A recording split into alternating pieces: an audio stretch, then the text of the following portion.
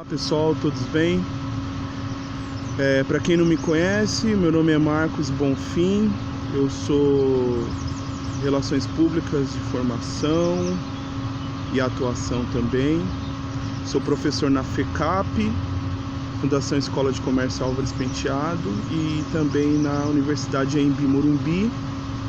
Eu estou falando aqui direto de Ottawa, no Canadá, mais precisamente na Carleton University, aqui em Ottawa. Hoje é segunda-feira, dia 27 de maio, são agora exatamente 17 horas e 41 minutos. Eu acabei de participar de um dia intenso de encontros, de palestras e debates sobre governo aberto, agenda de governo aberto global, com um encontro só de pesquisadores, que é chamado aqui de OGP Academy. É a segunda ocasião que esse encontro ocorre dentro do contexto do encontro internacional promovido pelo Open Government Partnership, que é a iniciativa global para governo aberto, cujo status do Brasil nesse contexto da OGP é de membro fundador. Desde 2011 o Brasil é fundador dessa iniciativa, junto com outros países, para fomentar essa política de governo aberto no nosso país. E desde 2016 São Paulo é signatária dessa iniciativa também, a cidade de São Paulo, através da prefeitura e da sociedade civil. Eu estou aqui participando desse encontro justamente porque faço parte do chamado Fórum de Gestão Compartilhada em Governo Aberto da cidade de São Paulo. Desde o ano passado, desde junho de 2018, eu faço parte desse grupo, de representantes da sociedade civil. A FECAP é uma das entidades da sociedade civil que fazem parte desse fórum, e eu sou o representante acadêmico. Eu e o professor Aldomar Guimarães dos Santos, que é meu colega na FECAP da área de contabilidade, que é meu suplente na cadeira. Eu sou o titular, sou o representante titular da FECAP, e ele é o suplente. Bom, o que falar do dia de hoje, Eu acho que o cenário que foi apresentado pelos pesquisadores internacionais, infelizmente eu não pude, por conta da divulgação do Call for Papers, participar, escrever um artigo para poder falar sobre as atividades do fórum, escrever um artigo científico sobre isso, mas eu espero que na próxima edição do encontro, que deve ser na Argentina em 2020, eu possa fazer uma apresentação de um paper, porque a iniciativa de São Paulo tem coisas importantes a serem comunicadas. Ao longo dos próximos dias eu quero fazer outros vídeos como este aqui, para dizer para vocês, logo depois que as atividades oficiais do dia terminarem, como é que foi a minha percepção, quais foram os debates que foram realizados, e enfim, começar a fazer esse compartilhamento. Eu estou usando essa estratégia de gravar um vídeo justamente para isso, para não demorar tanto para fazer esse reporte, para as pessoas acompanharem o que está acontecendo, e justamente deixar mais claro qual é o sentido da minha vinda aqui para o Canadá. O fato de eu ter sido escolhido pelos meus colegas da sociedade civil de São Paulo para representá-los aqui, para mim pessoalmente, é algo muito importante, muito relevante academicamente e profissionalmente também, e uma responsabilidade de justamente fazer esse tipo de reporte. Então eu quero o máximo possível contribuir não só com conhecimento acadêmico, obviamente que é a minha parte principal, mas também com outros elementos no processo. Bom, resumindo um pouco do que foi discutido hoje, o que eu pude perceber no panorama internacional de governo aberto é que nós temos iniciativas bastante fortes, pesquisas sobre o andamento das ações de governo aberto em diversos países, que são muito importantes. me chamou a atenção bastante as apresentações da professora Asma Besma, da Tunísia, né, traçando o papel, as ações de engajamento cívico que eles estão realizando na Tunísia, considerando que é um país jovem do ponto de vista de democracia, mas que tem um programa muito avançado de participação, de estímulo da participação social de forma bem ampla, né, do ponto de vista nacional.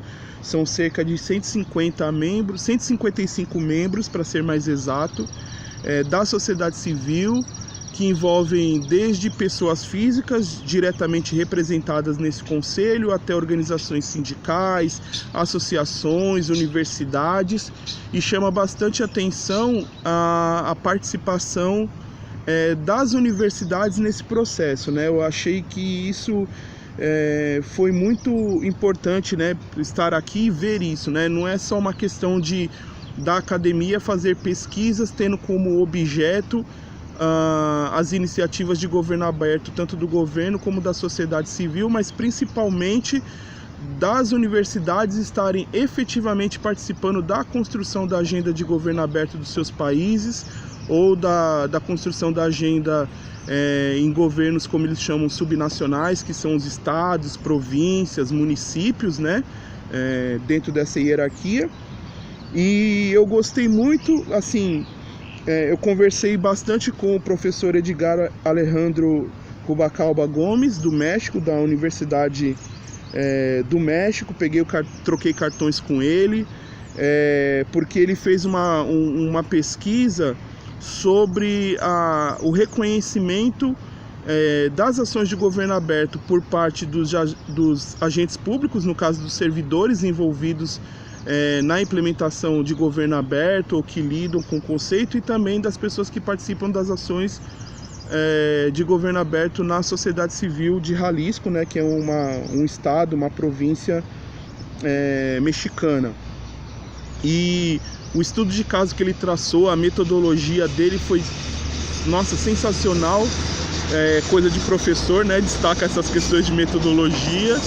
Então na conversa com o professor Rubalcaba Gomes, eu fiquei de fazer um estudo usando a metodologia dele em São Paulo, para justamente a gente ter dados próximos da mesma forma que ele traçou, né? A mesma metodologia, número de pessoas entrevistadas, assim, os métodos de pesquisa que eles apresentaram são métodos que não são complexos, mas são extremamente ricos, né?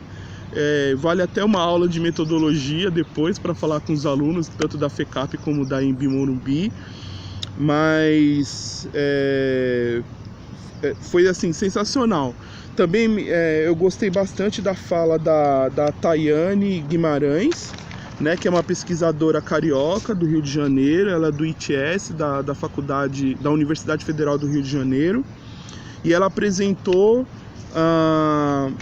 um recorte de análise de chatbots, das personas femininas nos chatbots, e como a coleta de dados desses chatbots acabam fomentando uma outra dimensão de pesquisa, ou seja, de você tratar das questões de gênero.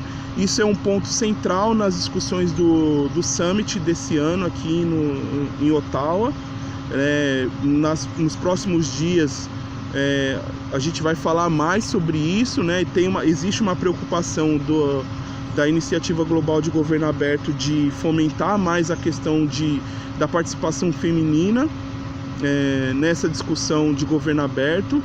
Eu acho que cabe, e aí a gente vai ter momentos de fala para isso no encontro da sociedade civil, que é amanhã, terça-feira, para a gente falar não só da questão de gênero, né, como algo importante, mas para o caso brasileiro, a gente tem que falar também de gênero e raça, ou seja, em que perspectiva também mulheres negras estão sendo incluídas nesse processo de governo aberto, e como essa produção também é importante ser visibilizada pelos pesquisadores. A Tayane, ela falou sobre isso, né?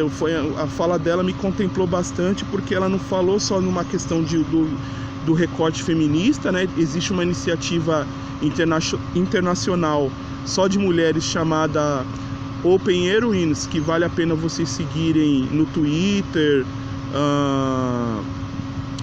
no Instagram também eles têm um perfil, elas, né, melhor dizendo, têm um perfil, e é uma iniciativa só de mulheres que trabalham com dados, dados abertos, pesquisa sobre governo aberto. Então é uma iniciativa muito legal. Então o espírito do Summit esse ano está muito voltado para a questão de juventude, para fomentar nos jovens a participação efetiva, para implementar a política de governo aberto no mundo, para também incluir mais mulheres, mais jovens. Então isso é muito legal de perceber nas discussões.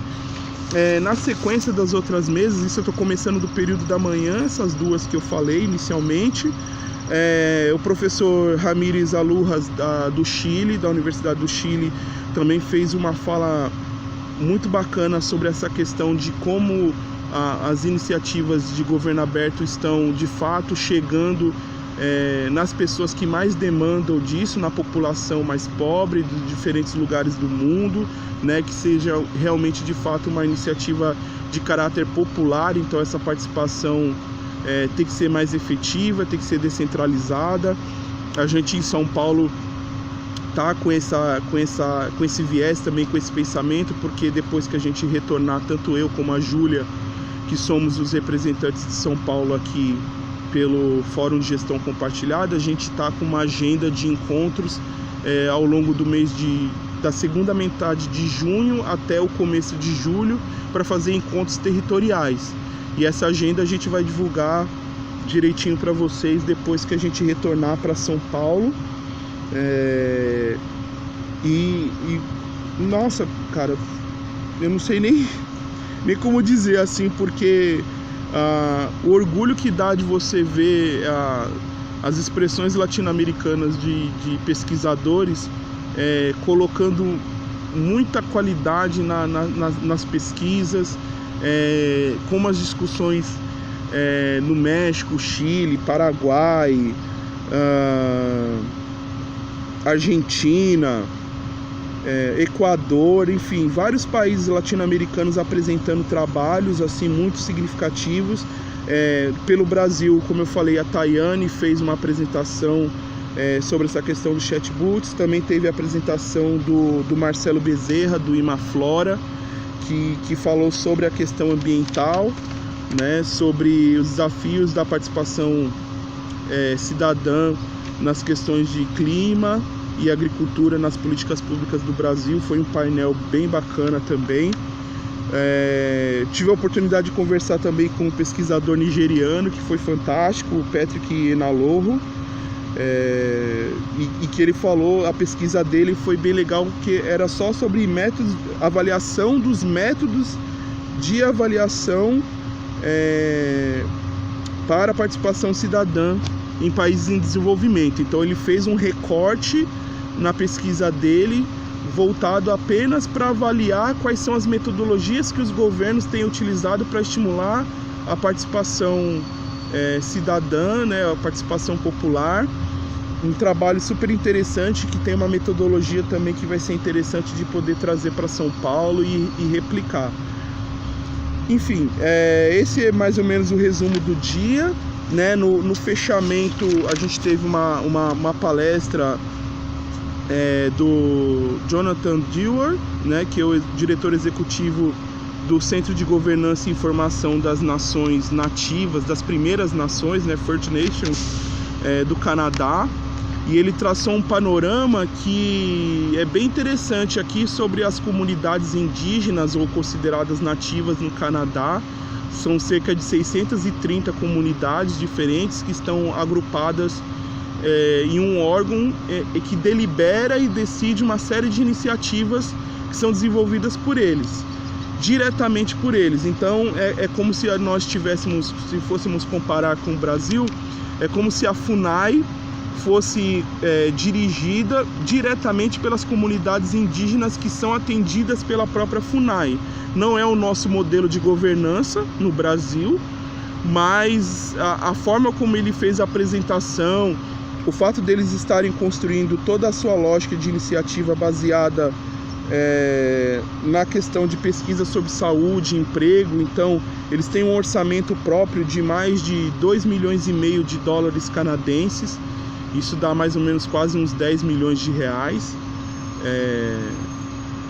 só para fazer esse tipo de investimento nas comunidades nativas do Canadá. E aí a gente fica pensando na nossa realidade das comunidades indígenas do Brasil, que não tem esse modelo de governança. A gente pode incluir nessas First Nations que são aí, que estão nesse modelo de governança, também as comunidades quilombolas, né, que também não tem um espaço institucional privilegiado nessa discussão. E você olha para um modelo canadense que reconhece as comunidades, que dá autonomia para essas comunidades de acordo com a Constituição canadense. O cuidado, que outra palestra que foi apresentada aqui da professora Diane Allard, né, que foi uma exposição em francês, foi um pouquinho difícil para acompanhar, mas aí com a tradução em espanhol eu consegui entender bastante o cuidado que eles têm na questão de acesso aos dados, de não só privilegiar uma língua, né, no caso ou a língua inglesa ou a língua francesa aqui no Canadá, e todo o esforço que eles têm para fazer isso, né, de todo o atendimento de acesso aos dados ser oferecido aos cidadãos e cidadãs canadenses, tanto em francês como em inglês. Bom, vocês estão ouvindo o barulho de trem, tem uma estação de trem aqui atrás da universidade.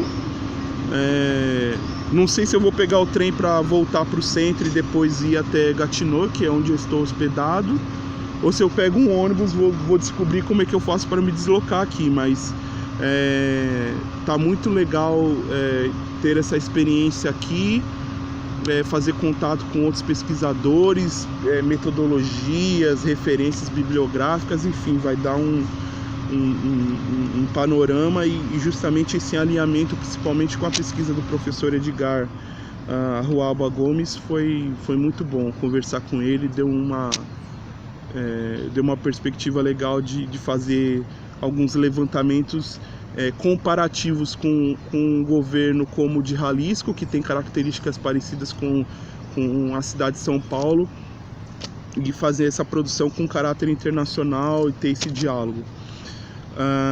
Então é isso.